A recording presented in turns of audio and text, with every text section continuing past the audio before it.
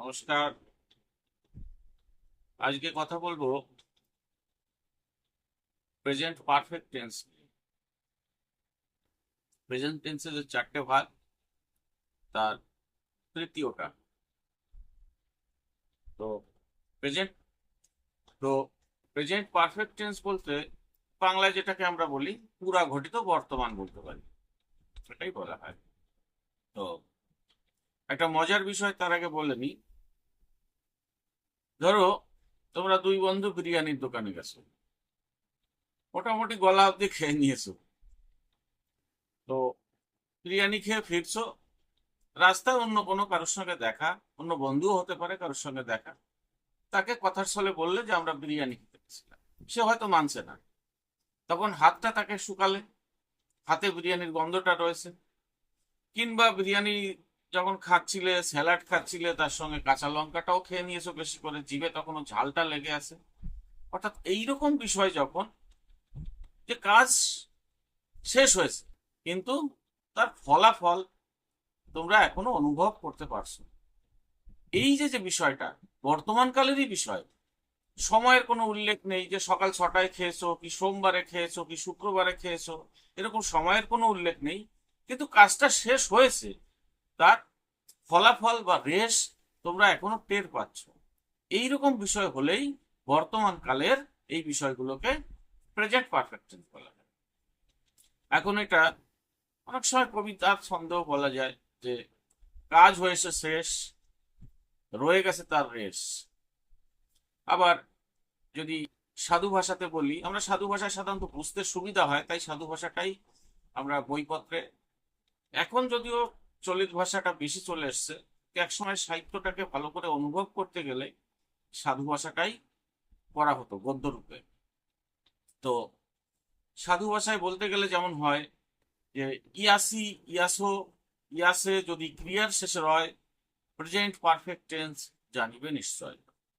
তাহলে দুটো ছন্দ পেলে, যে কাজ হয়েছে শেষ, রয়ে গেছে তার রেশ। ইয়াসি, ইয়াসো, ইয়াসে যদি ক্রিয়ার শেষে রয় প্রেজেন্ট পারফেক্ট টেন্স জানিবে নিশ্চয়। যেমন আমি ভাত খাইয়াছি, চলিত ভাষায় বললে কি বলবো? তুমি ভাত খাইয়াছো, অর্থাৎ খেয়েছো। তাহারা বাড়ি গিয়েছে বা গিয়াছে, এরকম ক্রিয়ার সঙ্গে ইয়াসি, ইয়াসো, ইয়াসে। আবার আপনা আপনিতে বললে খাইয়াছেন, দেখিয়াছেন, এরকম, বা দেখেছেন, যাই হোক, এইগুলো হচ্ছে প্রেজেন্ট পারফেক্ট টেন্স।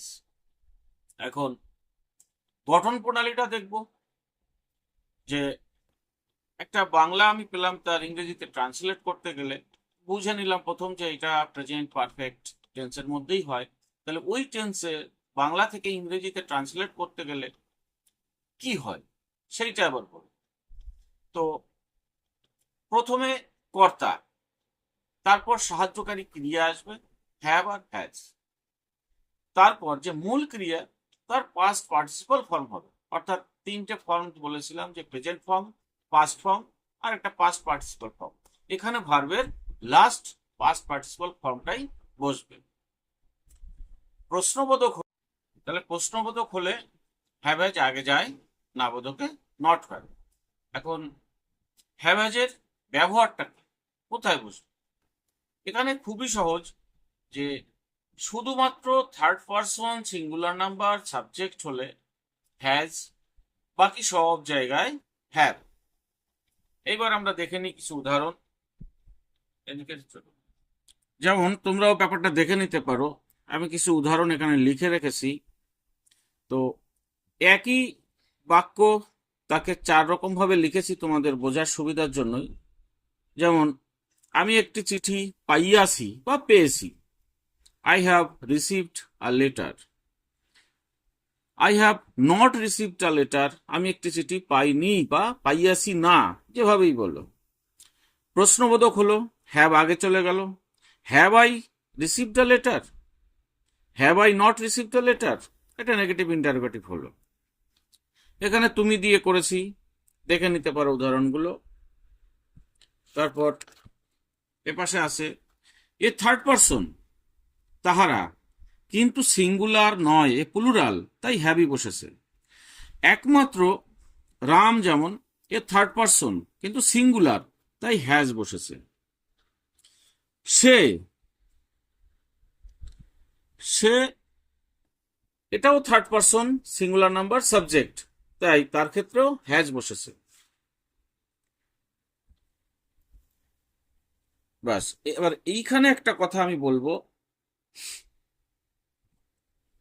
যে রাম যেমন থার্ড পারসন সিঙ্গুলার নাম্বার, কিন্তু রাম হচ্ছে নাউন, সেও থার্ড পারসন সিঙ্গুলার নাম্বার, কিন্তু এ প্রোনাউন। যেটা মেইন বলার জন্য আমি এই কথাগুলো বলছি যে এই রাম এবং সে দুটোই কিন্তু third person singular number subject, কিন্তু সে হচ্ছে প্রোনাউন, রাম হচ্ছে নাউন, অর্থাৎ রাম কারুর নাম, তাই সে নাউন বা বিশেষ্য। কিন্তু এই রামের পরিবর্তে সে বসে, তাই নামের পরিবর্তে যে নাম সে হচ্ছে সর্বনাম, তাই এ প্রোনাউন, রাম হচ্ছে নাউন। এখন নেগেটিভ ইন্টারোগেটিভ সেন্টেন্সে নাউনের পূর্বে নট, অর্থাৎ প্রশ্ন এবং না দুটো যখন একসঙ্গে আসছে, নাউনের পূর্বে নট হচ্ছে, যেমন রাম তার পূর্বে নট, কিন্তু সে হচ্ছে প্রোনাউন, তাই প্রোনাউনের পরে নট, যেমন হি, হি প্রোনাউন তার পরে নট, রাম নাউন তার পূর্বে নট অর্থাৎ আগে নট। এইটা বলার জন্যই আমি এই কথাটা বললাম। আর একটা মজার বিষয় বলবো, বর্তমান আমি প্রায় দেখি বিএ পাশ করে গেছে, ডিগ্রি, কিন্তু আমাদের সমাজে খুব লজ্জার ব্যাপার যে একটা সাধারণ, তো বড় ডিগ্রি রয়েছে, এমএ পাস বিএ পাস, তারপরেও একটা সাধারণ ট্রান্সলেশন সে করতে পারে না। এটা আমাদের জন্য খুব লজ্জার ব্যাপার। আর বর্তমান সোশ্যাল মিডিয়া তো বলতে গেলে বেশিরভাগটাই উলঙ্গ হয়ে গেছে, তাই বলবো বাজে কিছু নিয়ে সময় নষ্ট না করে কিছু শেখার চেষ্টা করো, ভবিষ্যতে কাজে লাগবে। আর গার্জিয়ানদেরও বলবো যে আপনাদের ছেলেমেয়েদের কমসে কম এইসব মিডিয়া, যেমন মোবাইল হোক, কম্পিউটার হোক, ট্যাব হোক, যাই হোক, আপনারা কমসে কম বাচ্চা কাচ্চা ছেলে মেয়েদের, স্কুল পড়ুয়াদের, তো মোবাইল বলুন, কম্পিউটার বলুন, ট্যাব বলুন, বিজ্ঞান কিন্তু সমাজের কল্যাণের জন্য এগুলো আবিষ্কার করছে। তো আমরাও চেষ্টা করব যে এগুলো সমাজের কল্যাণকর কাজেই ব্যবহার করার জন্য, ধ্বংসের কাজে কিন্তু নয়। এ আমার করজোড়ে নিবেদন। আজকে এই পর্যন্ত।